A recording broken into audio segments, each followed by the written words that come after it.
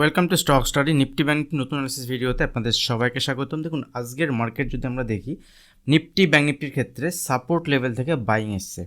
নিফটির ক্ষেত্রে last analysis ভিডিওতে আমি আপনাদের সঙ্গে ডিসকাস করেছিলাম যে মার্কেটে যদি নিচের দিকে মুভমেন্ট হয়, যদি এখান থেকে গতকালের যে রেঞ্জ ছিল, রেঞ্জ যদি ব্রেক করে তাহলে মার্কেটে একটা নিচের দিকে কারেকশন ফল আমরা দেখব। বাট নিচের দিকে 22,300 লেভেল থেকে সাপোর্ট লেভেল থাকবে। এই লেভেলের কাছে যদি কোনো রিভার্সাল দেখায় সেখানে বাইং অপরচুনিটি হবে। বাট উপরের দিকে 22,450 থেকে 500 এখানে রেজিস্ট্যান্স লেভেল, 22,300 কাছে মার্কেট সাপোর্ট নিয়েছে এবং উপরের লেভেল যখনই এই রেঞ্জকে ব্রেক করেছে, মর্নিংয়ে মার্কেট ওপেন হওয়ার সঙ্গে সঙ্গে একটা ভোলাটিলিটি মার্কেট দেখিয়েছে। বাট ভোলাটিলিটি দেখালেও দেখুন মার্কেটে ওয়েট করতে হবে, যখনই মার্কেট ওপেন হবে ফার্স্ট ট্রেড যে আপনাকেই নিতে হবে এরকম ব্যাপারটা কিন্তু নয়। দেখুন এখান থেকে মার্কেট ফার্স্ট 5 মিনিট একটা ভোলাটিলিটি দেখিয়েছে, তারপরে মার্কেট এখান থেকে নিচের দিকে মুভমেন্ট হয়েছে, কোনো বাইং সিগন্যাল এখানে নেই। মার্কেট যখন এই রেঞ্জকে ব্রেক করেছে এখান থেকে নিচের দিকে মুভমেন্ট আমরা দেখেছি। যেহেতু এই রেঞ্জের নিচে মার্কেট ওপেন হয়েছে, গ্যাপ ডাউন ওপেন হলে মার্কেট উইক থাকবে, আমি আপনাদের সঙ্গে এরকমটি ডিসকাস করেছিলাম। এখান থেকে মার্কেট নিচের দিকে ফল এসছে এবং দেখুন 22,300 একটা সাপোর্ট নিয়েছে, দেন উপরের দিকে মুভমেন্ট হয়েছে, আবার নিচে এসছে, এই লেভেলকে ব্রেক করেছে। দেখুন এই লেভেল যখন ব্রেক করে নর্মালি এখানে ডাবল বটম প্যাটার্ন তৈরি হতে পারে, সেখানে রিভার্সাল সাইন দেখাতে পারে। বাট যখনই এই লেভেলকে ব্রেক করে তখন তার জন্য একটা ইন্ডিকেটার আমরা ইউজ করি। আমি এটা নিয়ে 5টা ভিডিও চ্যানেলে শেয়ার করেছি, আপনারা এখনও যারা দেখেননি ওগুলো দেখতে পারেন। সেটা হচ্ছে আরএসআই ডাইভারজেন্স। দেখুন এখানে আরএসআই ডাইভারজেন্স ক্রিয়েট হয়েছে ইন্টারডে চার্টে এবং ডাইভারজেন্স ক্রিয়েট হওয়ার পরে এখান থেকে পজিটিভ সাইডে মুভমেন্ট কিন্তু আমরা দেখেছি। দেখুন আরএসআই ডাইভারজেন্স মানে হচ্ছে এখান থেকে প্রাইসের যখন এই লেভেলকে ব্রেক করেছে এবং নিচে এসছে, প্রাইস ব্রেক করার পর নিচে এসছে, বাট এখানে লোয়ার লো ফর্মেশন হয়েছে। আরএসআই যদি দেখেন এই জায়গাতে কিন্তু হায়ার লো ফর্মেশন হয়েছে এবং এখান থেকে মুভমেন্ট উপরের দিকে একটা এসছে এবং উপরের দিকে মুভমেন্ট এলে দেখুন ইন্টারে বেসিসে যতক্ষণ এই রেঞ্জের মধ্যে বাজার থাকবে ছোটো কোয়ান্টিটিতে ছোটো মুভমেন্টের জন্য প্লে করতে হবে, বড় মুভমেন্ট নয়। এখানে স্ক্যাল্পিং ছাড়া কিছু নেই। তো এখান থেকে দেখুন যখনই এই লেভেলকে ব্রেক করেছে এখান থেকে আরএসআই একটা বুলিশ ক্যান্ডেল, এখানে এনগালফিং ক্যান্ডেল ইন্টারের চার্টে তৈরি হয়েছে। তো সেখান থেকে একটা মুভমেন্ট উপরের দিকে দিয়েছে বাজার এবং নিচে এসছে। দেখুন এখান থেকে যদি আমরা দেখি, দ্যাট মিনস এখানে এই যে লো আর এই যে লো, প্রিভিয়াস লোয়ের থেকে পরের লোটা উপরে এবং বাজার দেখুন এখান থেকে আবার যখন এই রেঞ্জকে ব্রেক করেছে উপরের দিকে মুভমেন্ট হয়েছে। ব্যাঙ্ক নিফটির ক্ষেত্রে যদি দেখি, দেখুন ব্যাঙ্ক নিফটি লাস্ট অ্যানালিসিস ভিডিওতেও আমি এই ট্রেন লাইনটা আপনাদের সঙ্গে ড্র করে রেখেছিলাম।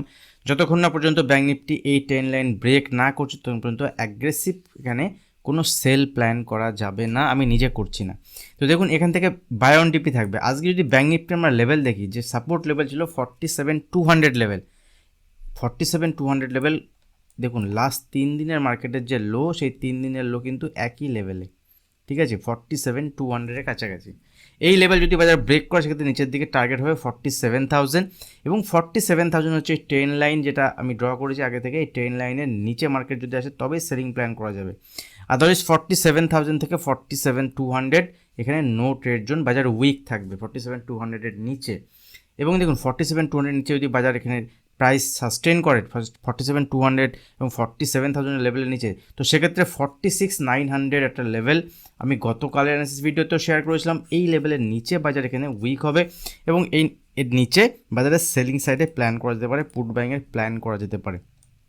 ইন্টারডে দেখুন যদি আজকের মার্কেট দেখি, মার্কেট এক্স্যাক্টলি 47,200-এর কাছে বাজার সাপোর্ট নিয়েছে এবং এখান থেকে বাজারে উপরের দিকে মুভমেন্ট আমরা দেখেছি এবং উপরের দিকে যে রেজিস্ট্যান্স লেভেল ছিল, দেখুন আজকের লো যদি দেখেন 47,200-এর কাছাকাছি বাজার এখানে সাপোর্ট নিয়েছে।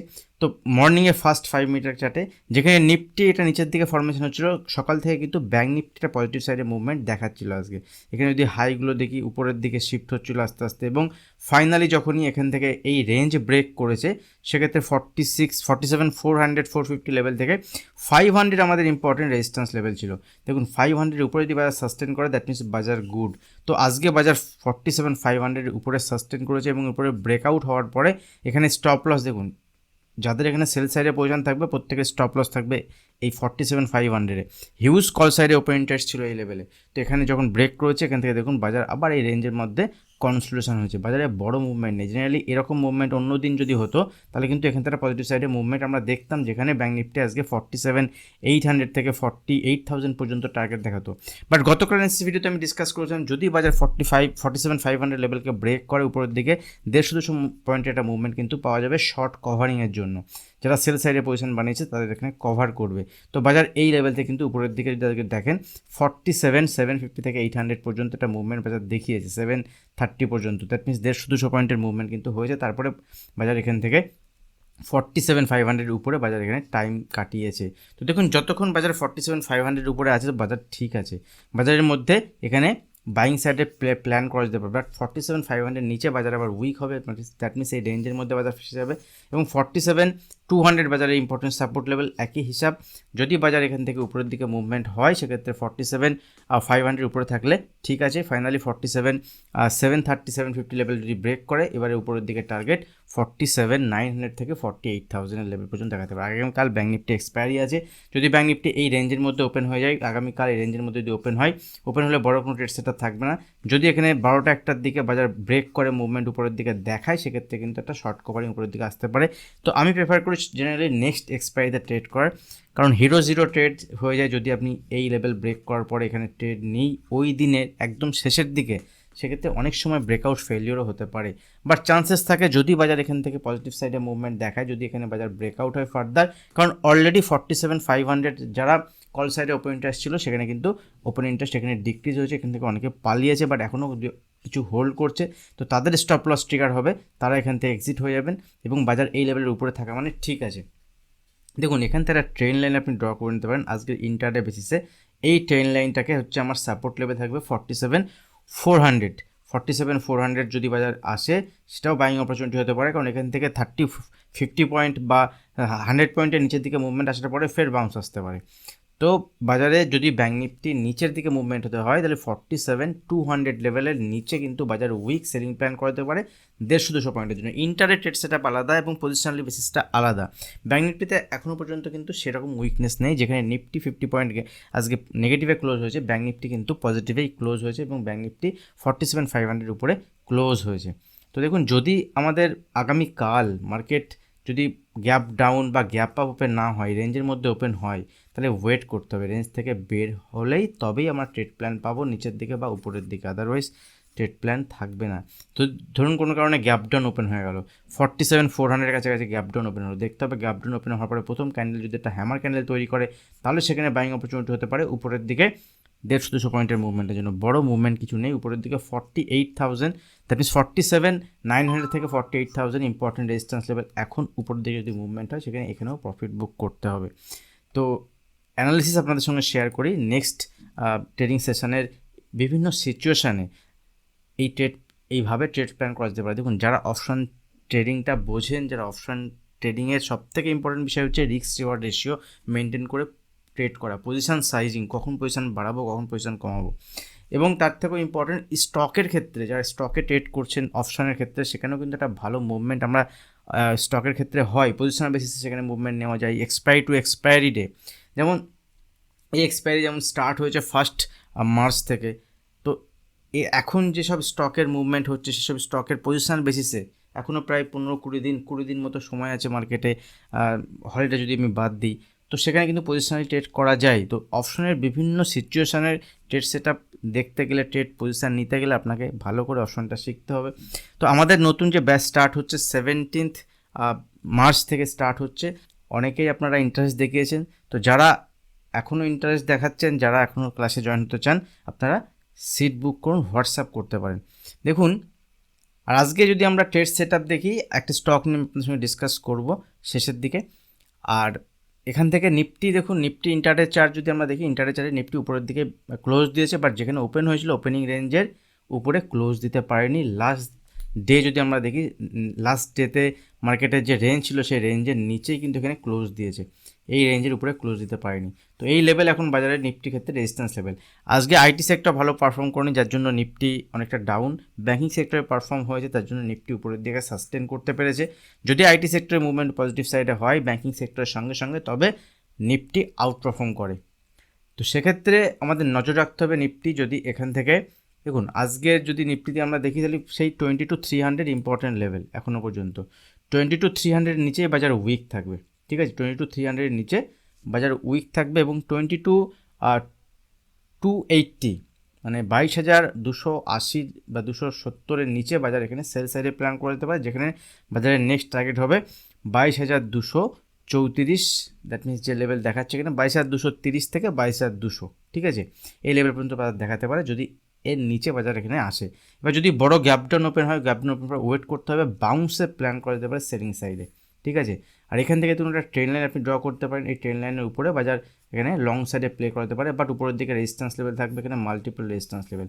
ফাইনালি উপরের দিকে নিফটির টার্গেট হচ্ছে 22,450 থেকে 500, এই লেভেল কিন্তু নিফটির জন্য সেলিং জোন।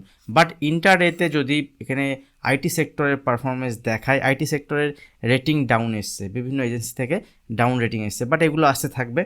এগুলো যেহেতু আইটি সেক্টরের লাস্ট কোয়ার্টার থেকে যদি আমরা দেখি তাহলে এই কোয়ার্টারে কিন্তু অনেকটাই মুভমেন্ট হয়ে গেছে, সেই হিসেবে এবার যে কোয়ার্টারের রেজাল্ট আসবে রেজাল্ট অতটা ভালো আসবে না, তো যার জন্য এরকম একটা ব্যাপার এসছে। বাট ইনভেস্টমেন্টের জন্য যারা লোয়ার লেভেলে বাই করেছেন কোনো অসুবিধা নেই, আইটি সেক্টর আগামী দিনে পারফর্ম করবে। তো এখান থেকে যদি নিফটিতে সাময়িকভাবে ফল আসে, দেখুন ফল যদি আসে সেক্ষেত্রে আমাদের ইম্পর্টেন্ট লেভেল হচ্ছে 22,200, 22,200 নিচে নিফটি উইক থাকবে।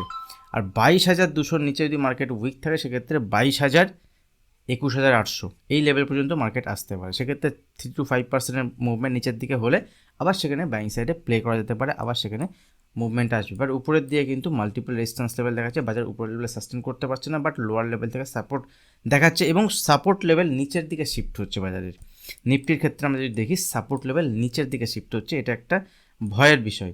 দেখুন নিফটির ক্ষেত্রে আগামীকাল এখানে 22,340 লেভেল পর্যন্ত এখানে সাপোর্ট লেভেল, এর নিচে যদি মুভমেন্ট হয় তবে কিন্তু বাজার উইক হবে এবং সেক্ষেত্রে নিচের দিকে 22,320 থেকে 22,280 পর্যন্ত টার্গেট হতে পারে। এবার খুব বড় কোয়ান্টিটিতে এখানে বড় ট্রেড সেট আপ কিছু নেই, এই লেভেলের নিচেই বাজারে এখানে সেলিং প্ল্যান করা যেতে পারে। দেখুন উপরের দিকে মাল্টিপল রেজিস্ট্যান্স লেভেল, এটা রেজিস্ট্যান্স লেভেল 22,380, 22,400, 420, 450 রেজিস্ট্যান্স লেভেল। যদি উপরের দিকে মুভমেন্ট হয় স্লো মুভমেন্ট হতে পারে এবং স্লো মুভমেন্ট হলে সেখানে পার্টিসিপেট করাতে পারে, ছোটো ছোটো স্টপ লসের বেসিসে ছোটো ছোটো টার্গেট নিয়ে সেখানে প্রফিট বুক করতে হবে। দেখুন আজকে একটা ইম্পর্টেন্ট স্টক নিয়ে ডিসকাস করছি, সেটা হচ্ছে ভারতী এয়ারটেল। দেখুন ভারতী এয়ারটেলের যদি চার্ট দেখি আজকে একটা ভালো মুভমেন্ট এখানে হয়েছে এবং ইন্টারডেতে স্টকে আমি পজিশন নিই, সেখান থেকে একটা ভালো প্রফিটও আজকে আমরা পেয়েছি প্রিমিয়াম গ্রুপে। তো ভারতী এয়ারটেলের আজকে ইন্টারডে যদি আমরা মুভমেন্ট দেখি, ইন্টারডেতে একটা ভালো মুভমেন্ট তো হয়েছেই, তো এখানে এই স্টকটার উপর নজর রাখতে পারেন আগামীকালের জন্য। যদি স্টক উপরের দিকে এখানে দেখুন এখানে সাপোর্ট লেভেল থাকবে 1150, 1150-এর লেভেল যদি নিচের দিকে ব্রেক করে তাহলে বাজার এই স্টক আবার উইক হয়ে যাবে। 1150 থেকে 1140-এর নিচে স্টক উইক, বাট যদি এই লেভেলে হোল্ড করে ফার্দার উপরের দিকে মুভমেন্ট দেখায় সেক্ষেত্রে উপরের দিকে স্টক 1200 টার্গেট দেখাতে পারে, ঠিক আছে। 1200 থেকে এবং 1200 লেভেল যদি ব্রেক করে সেক্ষেত্রে ব্রেকআউট হলে উপরের দিকে আরও মুভমেন্ট দেখাতে পারে। ইন্টার বেসিসে আগামীকালের জন্য স্টকটার উপর নজর রাখা যেতে পারে।